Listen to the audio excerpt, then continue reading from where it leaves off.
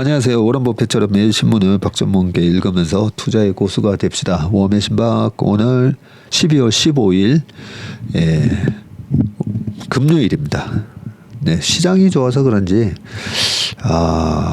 거리에는 이 크리스마스 분위기가 연말 분위기가 아직까지는 뭐 그렇게 나는 것 같지 않은데 주식 시장은 아주 따뜻하고 뜨겁습니다. 정말 제가 제 강의를 들으신 분들은 좀 아시겠지만 우리가 인생을 살아가는데도 그렇고 1년 단위로 내가 투자를 할 때도 그렇고 양봉이 중요하다고 말씀드렸죠. 인생도 양봉 인생을 만들어야 되고 제가 차트 이런 거를 이제 보면서 차트는 그 회사 그 기업에 대한 관상이고 그 기업에 대한 어떤 안색 그런 거와 비슷하다라는 말씀을 드렸었는데 차트에 보면 뭐 주식하시는 분들은 다 알잖아요. 양봉하고 음봉하고 그리고 뭐 밑꼬리가 달리고 이런 걸 다 아시는데 실제로 보면 주식이 상한가로 시작했다가 그리고 연말 종가가 결국은 마이너스로 끝났어요.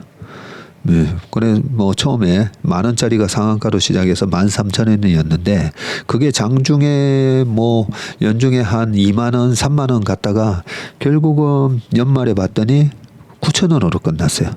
그러면 이렇게 쭉 윗꼬리 달고 결국 음봉으로 끝나는 거잖아요. 그런 것처럼 내가 투자를 할 때 내 계좌에 대한 부분을 하나도 이렇게 매매하지 않으면 그냥 내가 투자한 기업의 주가 움직임하고 똑같겠지만 계좌 같은 경우에는 얼마든지 내가 포트폴리오를 변경할 수도 있고 그죠? 내가 어떻게 투자하느냐에 따라서 내 계좌의 차트를 만들 수가 있습니다. 그죠? 네, 그런 측면에서는 올해 내 계좌가 양봉으로 끝나는지 아니면 윗꼬리가 쭉 달려있는 그런 비석형으로 끝나는지 아니면 연중 밑으로 쭉 쳐지긴 했지만 결국은 올라오면서 올해 양봉으로 끝나는지 그런 식으로 봤을 때는 아마 많은 분들이 최근에 대형주 중에서 52주 신고가 삼성전자도 그렇고 그죠? 하이닉스도 그렇고 우리나라 600만 명의 주주들이 삼성전자를 들고 계시다 보니까 계좌들이 다 풍성하게 올해 양봉으로 끝나는 것 같아서 아주 기분이 좋습니다. 그 다음으로 또 많이 들고 계신 게 얼마 전에 제가 뭐 카카오, 네이버 이런 것도 커버해 드렸었는데 네이버도 연초 이후로는 그래도 한 20-30% 올랐던 걸로 기억이 나는데요. 한번 확인을 살짝 해보고 갈까요? 카카오 먼저 봅시다. 카카오도 많은 분들이 가지고 계신데 카카오는 카카오가 올 연초에 아마 34% 갔다가 플러스 34%까지 갔었었네요. 보니까 연초 1, 2월 달이었네요. 2월 달에 쭉 올라오면서 1월 달에 15%, 2월 달에 또 16% 가까이 올라가면서 연중으로는 34%까지 갔다가 또 밑으로 29%나 빠졌었네요.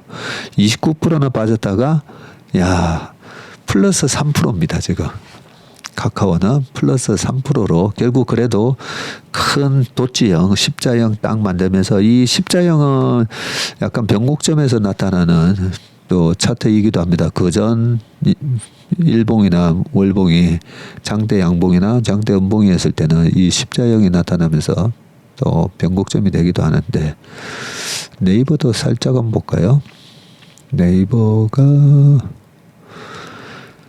네이버도 올해 연초에 좀 올랐다가 그죠? 다시 빠지면서 좀 답답한 흐름을 보였었는데 1, 2월 달에 올랐다가 빠졌다가 또 지난 7월하고 8월 달에만 하더라도 24만 1,000원 갔었어요. 24만 1,500원 갔다가 또 이번 10월 달에 시장 험악할 때 17만 8,000원 갔다가 그리고 2달 연속 양봉이 나면서 결국 연간 기준으로는 지금 26.48% 네, 그렇게 기록을 하고 있습니다.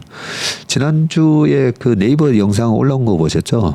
네, 박찬익 프로라고 이제 대학을 졸업하는 참 대학생 그 나이에 야 주식을 그 정도 분석하는 걸 보면 참 너무 부럽기도 하더라고요. 저는 그때 당시에 물론 저도 대학교 4학년 때는 참 열심히 하긴 했었습니다. 그때 대학교 3학년 때 이 재무관리라든지 파생상품 이런 걸 공부해 보다가 너무 재밌어 가지고 그리고 1학년 때 너무 놀아가지고요. 1학년 때 참 그 선동열 방어율 그 성적이 나왔었거든요.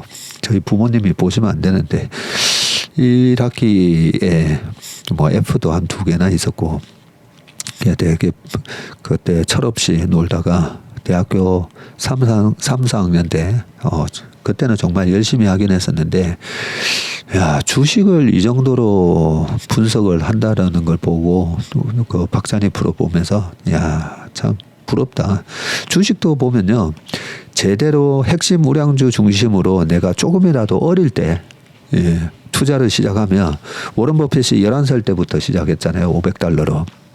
시작을 했었는데 조금이라도 어릴 때 하는 게 좋습니다. 운동이든 주식이든. 그런데 중요한 거는 제대로 배워야 되죠. 제대로.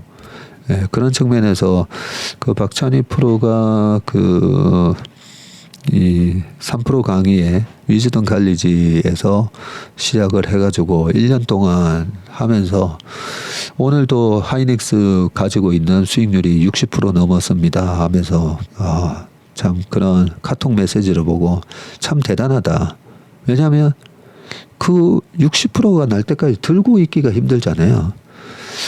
그런 측면에서 야 펀더멘탈 분석뿐만 아니라 내 자기의 마음 관리도 그 나이에 마음 관리를 저렇게 할 줄 안다는 게 참 대성할 투자로 대성할 수 있는 그런 인재라고 생각을 합니다. 근데 초심을 계속 유지해야 되겠죠. 혹시 우리 박찬희 프로 이 방송을 보시더라도 또 초심을 유지하는 게 되게 어려워요. 명심하시기 바라겠습니다. 자, 댓글을 쭉 보면요. 아유, 감사히 그 멘트를 달아주셔서 너무 감사하고요. 미국 산타는 파월, 한국 산타는 전무님이라고 해주셔서 되게 고맙습니다. 내 마녀의 날이 어떤 건지 어제 설명을 드렸는데 하나씩 배워가는 재미가 있다고 또 고마워하셨습니다. 자, 그리고 알리익스프레스 품질이 문제가 되고 구입하지 않은 물품도 입고가 되고 아무거나 누르면 나도 모르게 결제가 되는 경우가 있으니 조심하라는 멘트까지도 또 달아주셨습니다. 자, 이제 신문 기사로 가보겠습니다. 오늘은 중앙일보에서 기사를 가져왔고요. 첫 번째 기사는 긴축 드디어 끝낸다. 파월 금리 인하 시사 해서 어제 많이 이 기사들 보시긴 하셨겠지만 좀 더 꼼꼼하게 따져보는 봐야 될 부분이 있습니다. 점도표 관련해서 좀 말씀을 좀 드릴 게 있어가지고 한번 읽어보겠습니다. 자, 고금리 장기화, higher for longer. 야, 이 얘기 때문에 많이 걱정들 많이 하셨죠. 를 외치던 페드가 기준금리 인하 논의를 시작했다. 요 코멘트가 어제 FMC 회의에서 있었던 거죠. 요 코멘트 때문에 환호를 했습니다. 그리고 미국 CPI 상승세가 추세적으로 꺾이는 가운데 고용지표도 위축한 모습을 보이자 고금리 기조에서 벗어나는 피벗을 공식화한 것이라고 평가를 했습니다. 요 피벗 얘기는 제가 작년 9월 달부터 이제는 피벗 나오지 않겠는가 그런 편향이죠, 편향. 주식을 들고 있는 사람 입장에서는 이제는 피벗 하겠지 했던 게 드디어 이제 나왔습니다. 통화 정책의 전환을 얘기하는 이 피벗입니다. 부동산 프로젝트 파이낸싱 문제를 겪고 있는 한국에서도 기준금리 인하가 본격화할 가능성이 커졌는데 페드의 입장 변화에 맞춰서 한국은행의 기준금리 기조가 곧바로 바뀔지는 미지수입니다. 국제유가 불안과 공공요금 인상에 따라서 물가가 좀처럼 잡히지 않고 가계부채가 급증하고 있어서 기계적으로 금리를 낮추기가 쉽지 않기 때문인데 페드가 FMC 정례회의 올해 마지막 FMC 회의였었죠. 이 직후에 발표한 정책 결정문에서 기준금리는 동결하기로 결정을 했었던 거고요. 9월하고 11월에 이어서 세 차례 연속 지금 동결을 한 겁니다.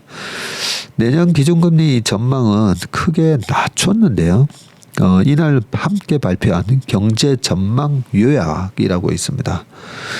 네, SEP라고 하죠. 이게 아마 Summary of Economy Projection 이런 거겠죠. 그래서 2024년 최종 기준금리 중간값을 연 4.6%로 예상을 했습니다.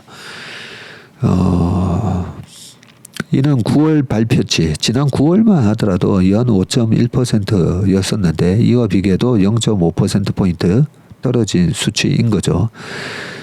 미국의 기준금리가 현재 수준에서 내년 말까지 0.25%포인트씩 총 3차례 내려갈 수 있다고 전망을 한 거고요. 2019년도에도 금리 3번 내렸다고 했었습니다. 2019년 8월 달부터 2018년 12월 달에 9번째 마지막 금리 인상을 중단하고 그리고 나서 8개월 뒤에 첫 금리 인하를 시작을 했으니까요. 그러면 이번에 7월 달까지 금리를 올리고 나서 그 다음부터 동결했거든요.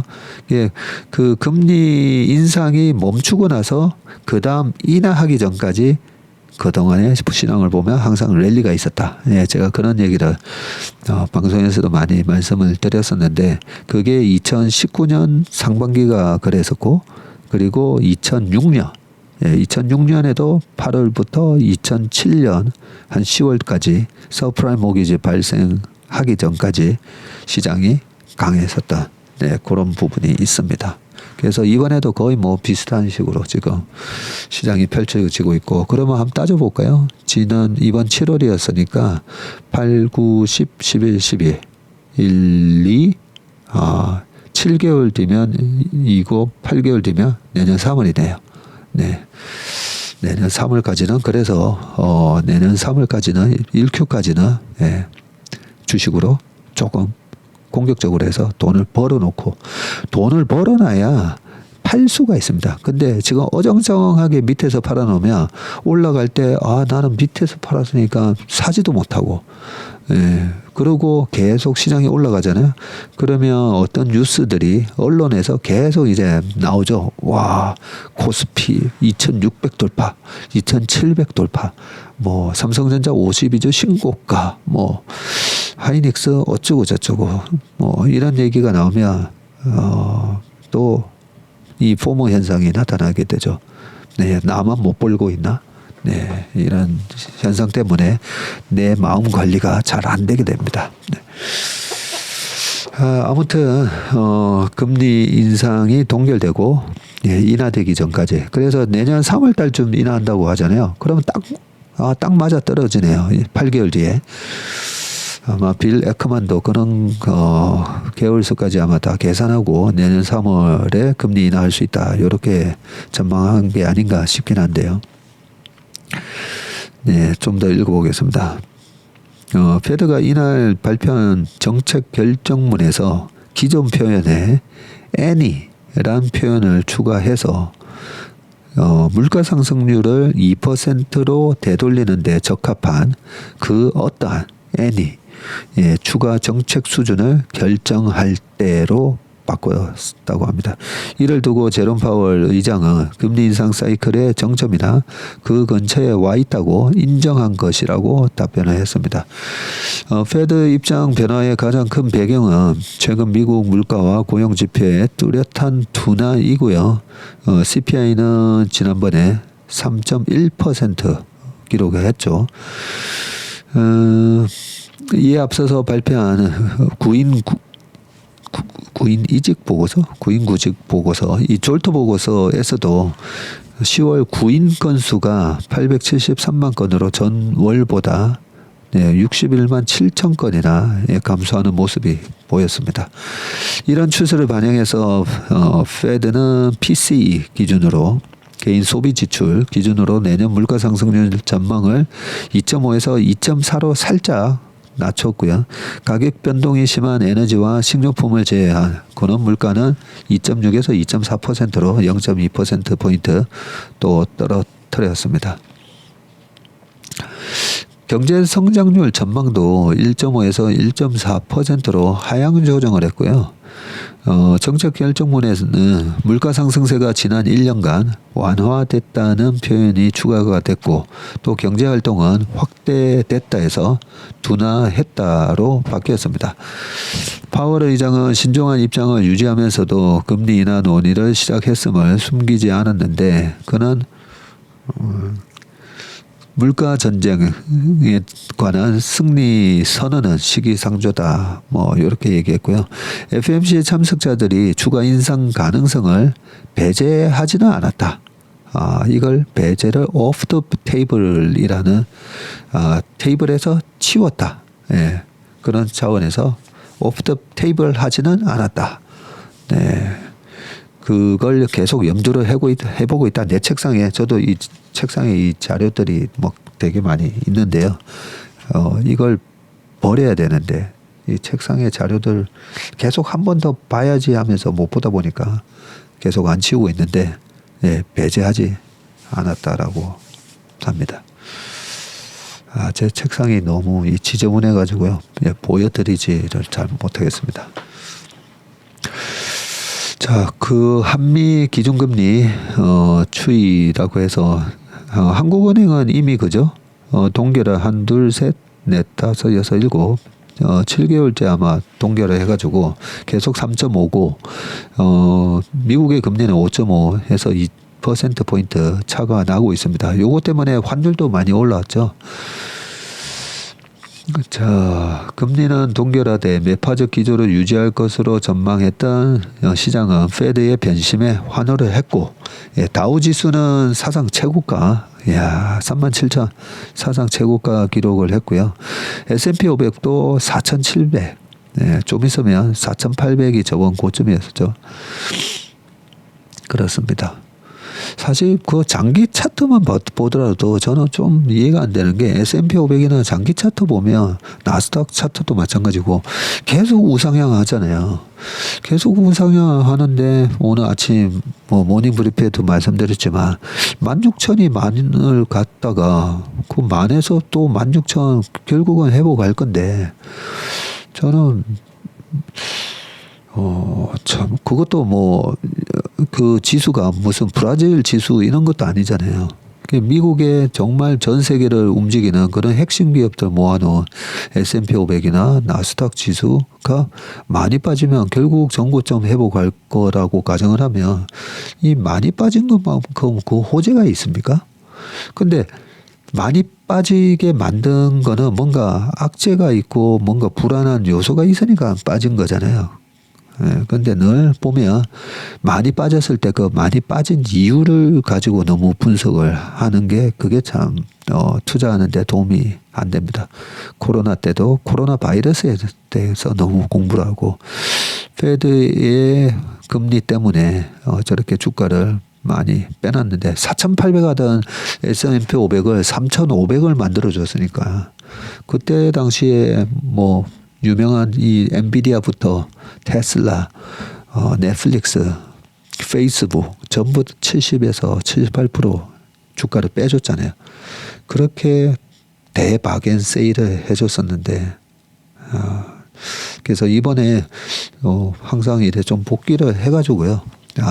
어떤 이유가 됐든 그런 우량 기업의 주가를 큰 폭으로 하락이 되면 전고점을 갈 거기 때문에 350이 100까지 빠지면 다시 100에서 350 가면 엄청난 수익률 아니겠습니까? 그죠? 250% 수익이 난다. 그러면 250%면 2.5% 은행 이자를 하면, 야, 이게 얼마예요? 100년치잖아요, 100년치. 네, 그런 식으로 좀 긍정적인 관점으로 시장을 바라보는 게 중요했었다. 예, 이렇게 우리가 올해 시장을 복귀할 수 있는 것 같습니다. 자, 그 다음에 밑에 요거 얘기해야 되죠. 자꾸만 옆으로 세가지고요. 자. 2023년에서 2026년 말 적정 정책금리 평가 수준인데요. 23년 9월 달에 이 점도표를 보시면 저 위 6%대에도 점이 있어요.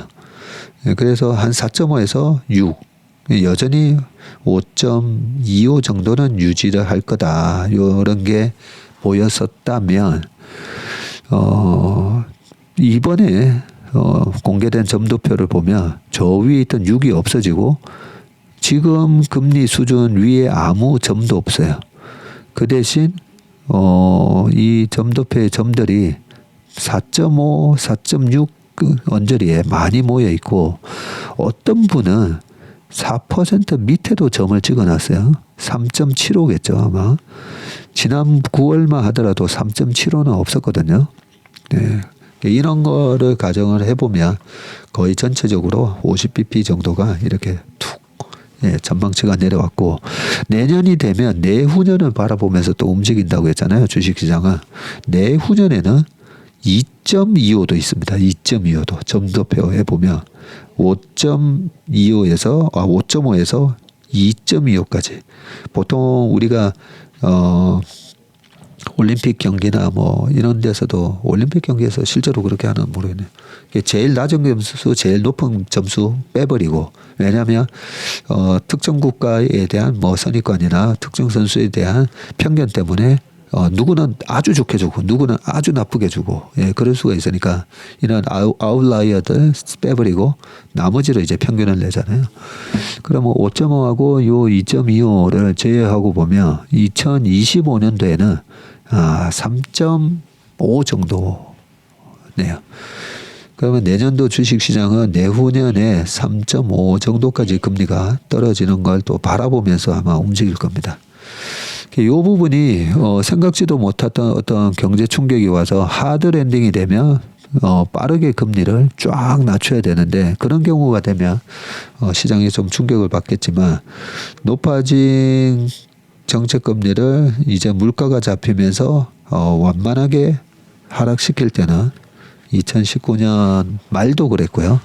최근에 이현택 연구원 어제 와서 자료 발표를 했었지만 1980년도에 물가를 잡기 위해서 과도하게 금리를 올렸을 때는 금리를 낮출 때부터 실제로는 시장 랠리가 있었습니다. 1980년도 초 한번 보시면 알 수가 있습니다.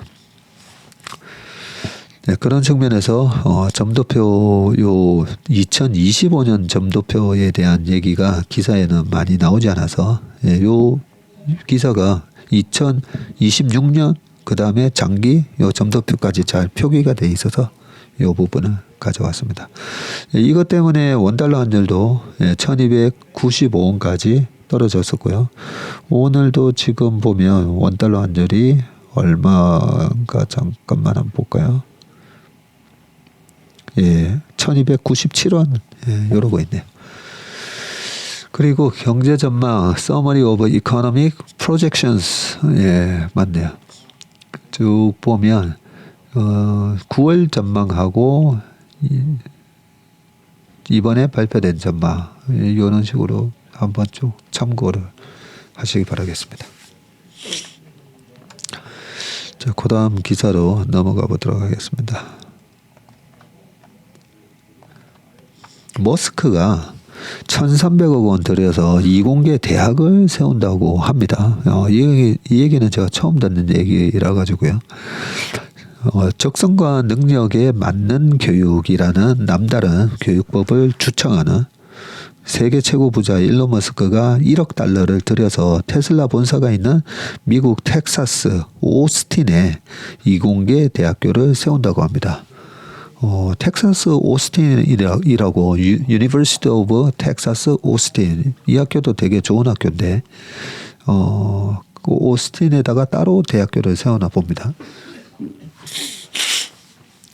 그 오스틴에 보면 나사도 있고 막 그렇죠. 블룸버그 통신은 머스크가 지난해 설립한 자선재단 더 파운데이션이 미 국세청에 제출한 면세 사업자 신청서를 확보해서 이 같은 계획을 전했네요. 테슬라 지분 23%가량을 보유한 머스크는 올해 45% 주가 상승으로 작년보다 재산이 약 117조 원 늘었습니다. 순자산 기준으로는 한 300조. 예, 어젯밤에 또 주가가 많이 올랐죠. 한 5% 올랐으니까 야 300조가 아니라 3, 5, 15. 예, 한 310조 정도 10조가 넘는 이제 부자네. 이 재단은 지난해 머스크가 기부한 22억 달러 한 3조 됩니다. 이 규모의 테슬라 주식 중에서 1억 달러를 들여서 스템 중심의 초등 중학교를 먼저 개교한다. 대학교가 아니라 초등 중학교를 먼저 개교하네요. 그리고 이후 대학교를 설립하는데 경험이 풍부한 베테랑 교수진을 확보하고 50명의 학생을 뽑을 계획이라고 합니다. 각종 실험, 사례 연구, 그리고 제작 설계 프로젝트 등이 중심이 된 교과 과정을 갖췄다고 하네요. 스템이라는 것은 과학, 기술, 공학, 수학 이렇게 돼 있네요. 아마 사이언스, 테크놀로지, 엔지니어링, 매스메틱스 그런 것 같습니다. 자, 머스크는 3년 전부터 텍사스 오스틴 외곽 땅들을 사들이고 있는데 지난 3월 머스크가 사들인 이 지역 토지가 24.28 스퀘어 킬로미터에 달한다고 보도한 바 있습니다. 종로구 이렇게 얘기하니까 저도 이 정도면 뭐 어느 정도 되는지 전혀 감이 없는데 서울의 종로구 면적이 23.9 스퀘어 킬로미터네요. 예, 종로구 전체 면적보다 조금 더 큰 면적이라고 하네요. 야, 그 정도 땅을 다 사버렸네요. 자. 머스크는 사들인 부지에다가 테슬라 그리고 스페이스X 직원을 위한 주택단지, 야외 레저 시설 등을 갖춘 머스크 제국 그리고 텍사스판 머스크 유토피아를 조성한다는 구상이네요. 이 계획의 마침표 격으로 머스크 이공계 대학교를 만든다는 것인데 텍사스에는 UT 오스틴 방금 제가 말씀드렸던 유니버시티 오브 텍사스 오스틴 캠퍼스 외 50여 개의 대학 및 연구기관이 자리에 있어서 시너지 효과도 기대할 수 있다고 했습니다. 네, 참 일론 머스크 보면 거죠. 야, 이 사람은 도대체 내가 어떻게 돼 있나? 뭐 아이도 한 10명 되죠. 그런데 스페이스 X뿐만 아니라 뭐 이것저것 로봇까지 전기차 자율주행뿐만 아니라 그죠. 뭐 배터리도 뭐 4680에서 이것저것 하고 자 정말 천재는 천재인 것 같습니다. 자 그다음은요. 텍사스 오스틴 옛날에 1991년에서 2년 그때 한번 가봤었는데요. 기억이 새록새록한데 텍사스 오스틴 그 대학이 너무 넓어가지고요. 자전거로 다니지 않으면 걸어 다닐 수가 없는 그것은 큰 학교였던 걸로 기억이 납니다. 자, 그 다음은 안태환의 의학 오디세이, 인간을 잃어버린 현대의학이라고 돼 있어서 최근에 바이오들이 막 움직이고 있지 않습니까? 그죠? 들쑥날쑥 막 움직이고 있는데 그런 측면에서 의학 관련된 부분도 나오면 웬만하면 좀 읽어보려고 하고 있습니다. 1923년 12월 100년 전이네요. 23년 12월 파리에서의 초연 이후 100년이 지난 현재까지도 세계 곳곳의 연극 무대에 오르는 쥘 로맹의 희곡 크노크 어쩌면 의학의 승리 이런 게 있네요. 극도로 민감한 의학 자본주의와 군중 통제의 이면을 다뤘는데 코로나의 길고 긴 터널을 지나오며 다시금 주목받고 있다. 요즘 말로 역주행을 하고 있다. 요즘 레트로 열풍이죠 또. 작품 속 크노크는 사익에 가득 찬 돌팔이 의사의 전형이다. 질병이라는 무기를 앞세워 선량한 마을 사람의 공포심을 심어주려 한다. 주민들을 잠재적 환자로 규정하며 비과학적이며 허구에 가득 찬 그의 의학적 선동은 나치의 괴벨스를 절로 연상시킨다. 크노크의 프로파간다는 탐욕적이며 효과적이다. 그도 그럴 것이 인간에게 생명에 대한 위협만큼 두려운 것은 없을 터이니 이런 대사가 있다라고 합니다. 너무나 저는 공감을 합니다. 지난 코로나 때 코로나 때 너무 지나친 공포감이 형성됐다라고 좀 생각을 했었는데요. 중국에서 여러 가지 동영상이 나왔었는데 나중에 그게 좀 연출 아니었냐 뭐 이런 것도 좀 있었지 않습니까? 그죠? 예, 굉장히 정치적으로 많이 좀 저는 이용을 해먹었다라고 생각합니다. 네, 중국에서요. 자, 우리가 청중에게 바라는 것이 바로 그들의 뼛속까지 스며드는 효과입니다. 그러고 보니까 중국만 그랬던 게 아니라 제가 빌 에크만을 자꾸만 뭐 리틀 워런 버핏으로 얘기하는 거를 좀 탐탁지 않게 좀 생각하는 게 워런 버핏의 인격을 갖고 있는가 빌 에크만이. 예, 코로나 때 풋옵션 잔뜩 들고 있으면서 인터뷰를 하면서 굉장히 다급하고 절박한 목소리로 지옥이 오고 있다. 밖은 완전히 지옥이에요. 이렇게 공포감을 더 조장시켜 놓고 거기서 풋옵션을 이익 실현했잖아요. 그렇기 때문에 정말 이번에 금리 배팅 이런 거 보면 야 대단하다. 요즘 완전히 작두 탔구나 라고 생각은 들지만 이번 금리 배팅 이런 부분은 투자자로서는 정말 대단하다. 저는 뭐 그렇게 금리가 5%까지 갈 거라고 전혀 생각도 못했으니까요. 그런 부분에 있어서는 정말 대단하다 싶은데 그렇게 워런 버핏하고 비교되는 거는 좀 옳지 않다라고 생각합니다. 공포감을 조성해서 사익을 바라는 여기 작품 속에 크노크가 그런 사람이었다고 합니다. 자, 우리가 청중에게 바라는 것이 바로 그들의 뼛속까지 스며드는 효과입니다. 선생님도 차츰 익숙해지실 겁니다. 사람들은 이제 발 뻗고 잠들지 못할 겁니다. 질병이라는 벼락을 맞고서야 깨어나는 식으로 안전 감각을 완전히 망각한 채 잠드는 것이야말로 그들의 과오거든요. 평화로운 마을이 존재하지도 않는 질병에 맞서서 과장된 치료에 몰두하는 의학의 전체주의 사회로 변모한다. 의사라는 직업이 주는 신뢰에 더해진 크노크의 선동이 존재했기 때문이다. 마을 사람들은 사악한 지식으로 무장한 인물과 대면하자 평소의 합리적 사고는 마비된다. 이거 읽으면서 저는 올해 주식시장에도 뭐 이런 현상이 계속 반복이 됩니다. 네, 선동과 합리적 사고의 마비. 자, 잊지도 않은 질병에 포박당한 후 무기력한 환자로서 의사 앞에 복종하는 희곡 속 이야기는 검증되지 않은 의학 정보에 현혹되는 오늘날의 세태와 오버랩된다.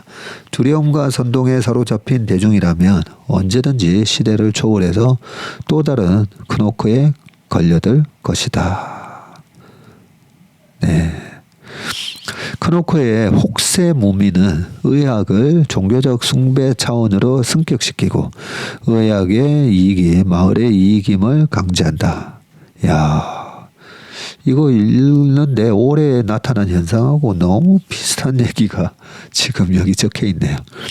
종교적 숭배 차원으로 승격시키고 의학의 이익이 마을의 이익임을 강조하면서 야, 국가적 이익 막 그런 식으로. 네. 자, 그러는 사이 역설적이게도 아프지 않은 마을 사람들은 증오의 대상으로 전락한다. 네, 아프지 않은 마을 사람들은 오히려 증오의 대상으로 전락한다. 네, 어떤 주식 사지 않으면 증오의 대상이 되는, 네, 그런 부분도 되게 비슷합니다.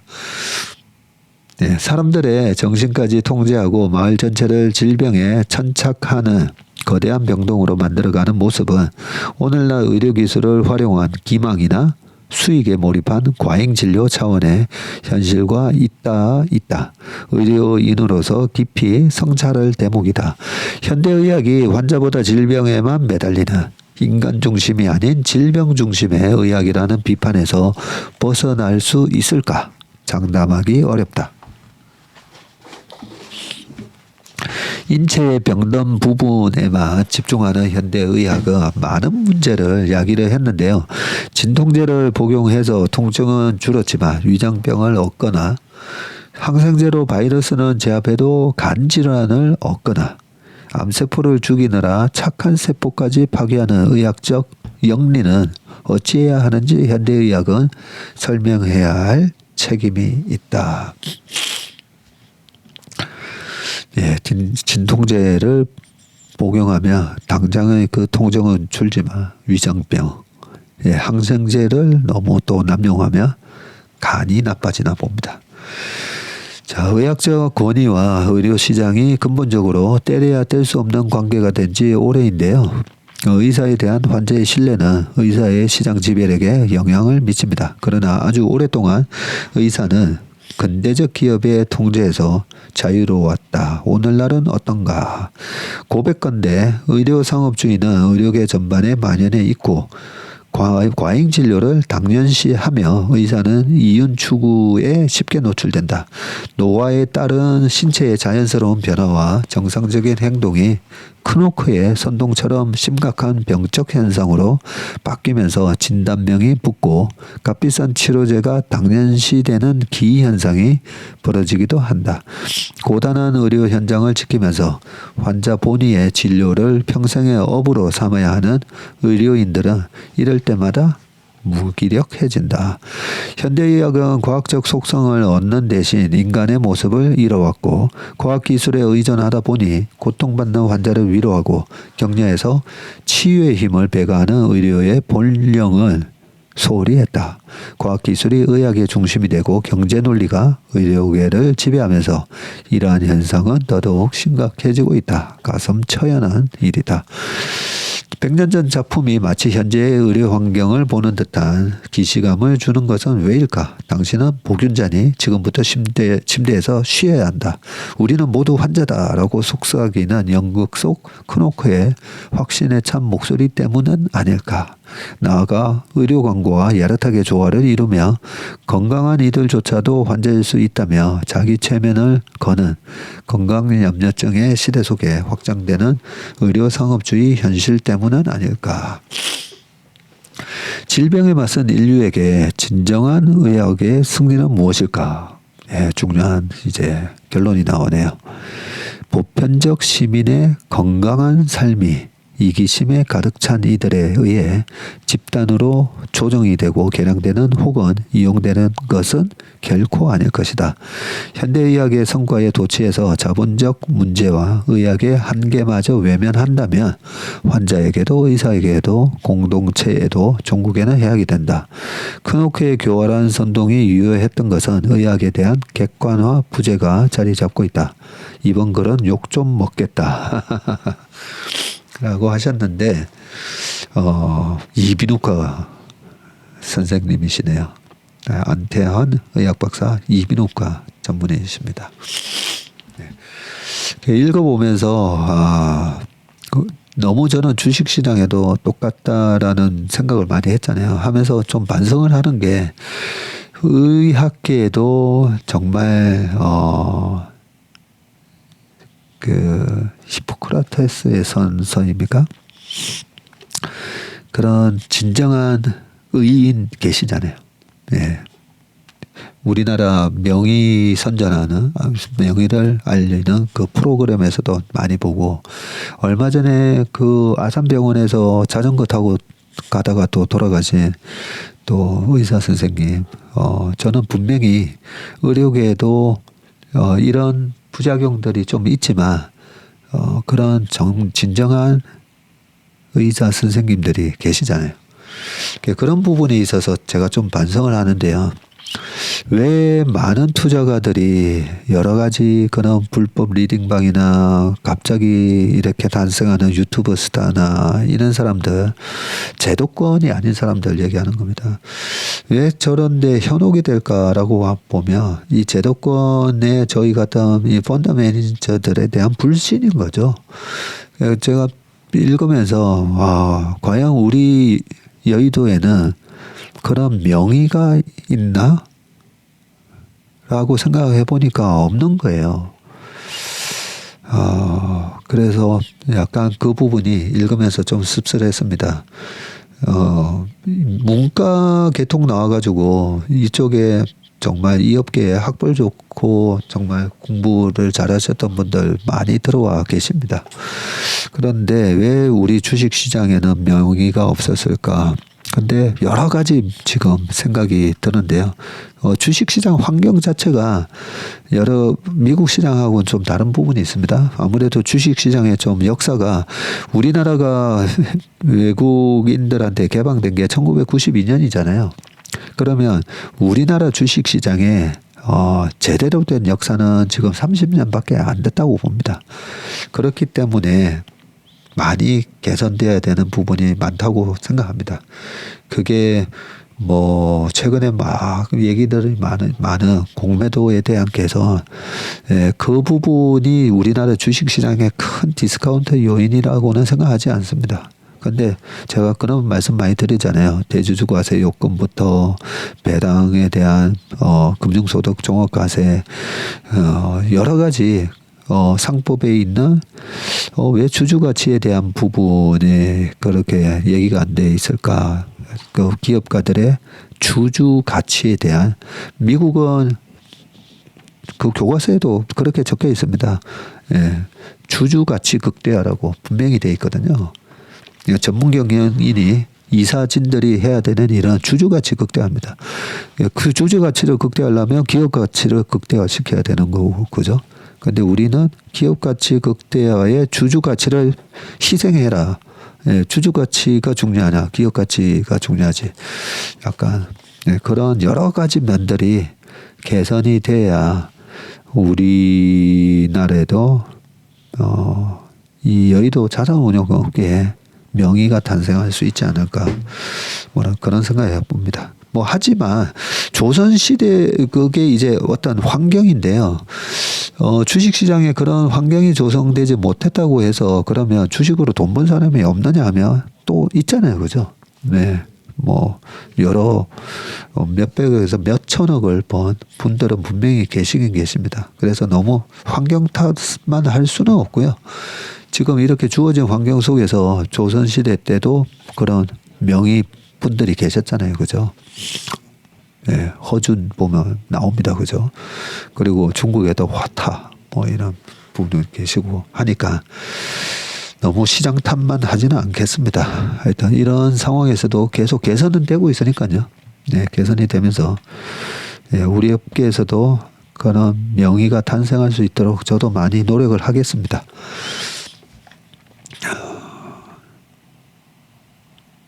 자, 그 다음은요. 권석천의 컷, 꿀팁보다 지루함이 필요한 이유 되어 있습니다.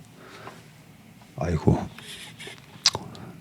이런저런 얘기를 너무 많이 하다 보니까 시간이 많이 흘렀네요. 자, 꿀팁보다 지루함이 필요한 이유. 계획대로 실행하라. 아무도 믿지 마라. 유리한 고지를 활용하라. 대가가 따르는 싸움에만 응하라. 공감은 나약합니다. 왠지 그럴듯하지 않은가. 그런데 이 말들은 자기 개발서에 나오는 경구가 아니다. 넷플릭스 영화 더 킬러의 나레이션이라고 하네요. 예, 더 킬러의 도입부엔 주인공 킬러 마이클 패스밴드라는 사람이 주인공인가 봅니다. 이런 독백 장면이 20시간 이어진다라고 하는데요. 밑에 쭉 보면 킬러는 자신의 직업을 한마디로 요약한다. 지루함을 견디지 못한다면 이 일은 당신의 적성이 아니다. 야, 오늘 중앙일보 이 기사랑 칼럼에서 참 중요한 걸 많이 배우네요. 지루함을 견디지 못한다면 네, 주식 투자도 하시면 안 됩니다. 네. 아까 처음에 얘기했던 그 박찬희 프로가 하이닉스로 60% 수익 냈다는 거에 굉장한 그 지루함에 다른 데서 막 반짝반짝거리는 종목 내가 이거 팔고 저기 가서 해야 되지 않느냐. 뭐 이런 걸로 하루 그 1년 내내 주식을 여기서 저기서 막 하는 것보다 내가 확실하게 공부한 주식 하나 우직하게 들고 간 그 지루함을 견뎠다라는 게 제가 굉장히 높이 평가하는 거거든요. 근데 이 킬러도 이렇게 표현을 해놨었군요. 지루함을 견디지 못한다면 이런 당신의 적성이 아니다. 예, 밑에 쭉 보시면 뭐 꿀팁이 넘쳐난다 뭐 이런 얘기도 있는데 정작 중요한 것은 예, 책상 앞에서 업무 현장에서 지루한 반복 확인과 싸우고 있는 이들에게 박수를 보낸다 라고 되어 있습니다. 이 지루함이라는 게 바로 1만 시간의 법칙이다 라고 얘기를 해주시고 계십니다. 네. 마지막 기사를 보겠습니다. 두 개나 더 남았는데 네, 빠르게 그냥 읽고 넘어가겠습니다. IMF 총재 오셨죠? 네. 크리스탈리나 게오르기 에바. 예, IMF 총재께서 오셔가지고 어떤 얘기를 하셨나 쭉 봤더니 여성 임원회에 여성의 경제 참여율을 높이면 예, 1인당 GDP 18%나 늘 것이다. 네, 이렇게 얘기해 놓으셨고요. 제일 밑에 보면 최수연 네이버 대표 얘기가 또 있습니다. 국내 100대 기업 CEO 중에서 여성은 몇 %일 것 같습니까? 예, 국내 1000대 기업. 예, 1000대 기업 CEO 중에 여성은 2.4%라고 합니다. 24명밖에 없습니다. 그 중에서 창업자와 혈연 관계가 없는 여성은 0.5%에 불과하다고 합니다. 1000명 중에 5명밖에 안 된다고 합니다. 여성 CEO를 CEO이기 이전에 여성으로 인식하는 분위기를 벗어나려면 결국 여성 CEO가 더 많아져야 한다라고 얘기가 되어 있습니다. 그리고 마지막 기사 삼성전자 52주 신고가가 나는 이 삼성전자 HBM 키워서 수주로 확대를 하겠다 뭐 이런 얘기들이 쭉 있으니까요. 이번에 인사 개편이 있었습니다. 예, 인사 개편하면서 DS 부문 뭐 등등 이렇게 쭉 돼 있고요. 지난달 말 정기 인사를 통해 재편된 임원진들이 이번에 쭉 모여가지고 이런저런 얘기를 하면서 이 MX 사업부는 다음 달 출시 예정인 갤럭시 S24 시리즈 판매 전략을 중점으로 논의했다라고 돼 있고 이 MX는 모바일 쪽이죠. 모바일 익스피리언스니까. 그리고 반도체는 DS 디바이스 솔루션 네, 전략회의 등등 했다고 합니다. 여기서 보면 HBM 등 고부가 거치는 메모리 반도체 전략이 집중적으로 다뤄졌다라고 되어 있고요. 삼성이 올 3분기까지 반도체 부문에서만 13조 원에 달하는 적자를 기록을 했었고요. 경쟁사 하이닉스가 선점한 HBM 시장에서 공격적인 수주로 상황을 반전시키겠다는 그런 계획을 또 얘기를 했나 봅니다. 반도체 부문은 디램 시장이 살아나면서 늦어도 내년 1분기부터는 흑자가 기대되는데요. DDR5 등 고부가 디램 중심으로 생산 라인을 재편을 했습니다. 파운드리 부문에서는 AI 반도체 고객사와의 협력을 강화해서 1위 TSMC와의 격차를 좁혀야 하는 과제가 남아있다. 이렇게 되어 있습니다. 네, 한 주간 웜의 신박이랑 최슬리 모닝브리프 이렇게 등등 많이 이렇게 격려해 주시고 또 응원해 주셔서 너무 감사드립니다. 이번 주말 뭐 많이 추워진다고 하니까요. 감기 조심하시고요. 건강한 주말 되시길 바라겠습니다. 고맙습니다.